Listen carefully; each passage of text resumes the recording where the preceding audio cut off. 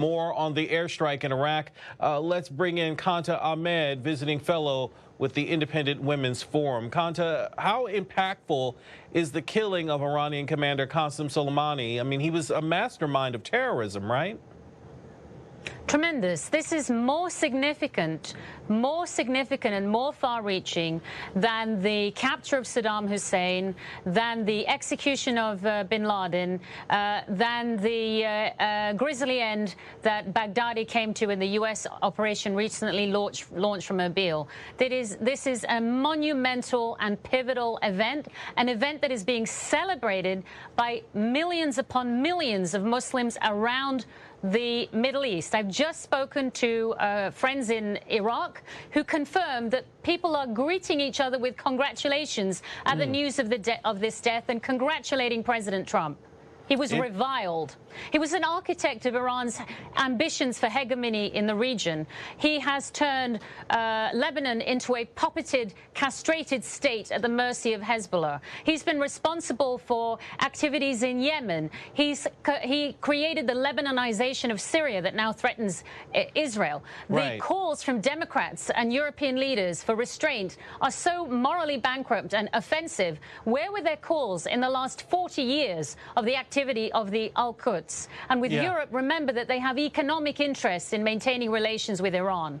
Right, and some are saying President Trump even exercised great restraint up until now because he could have taken out Soleimani before. So, you know, this wasn't done on a whim.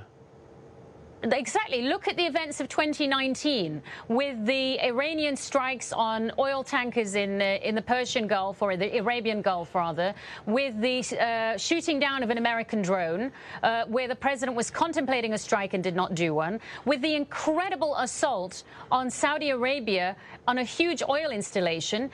Iran has been testing, pushing the envelope, testing the boundaries. And Iran may have been empowered by a recent decision where the president pulled out troops from Syria, which emboldened Turkey.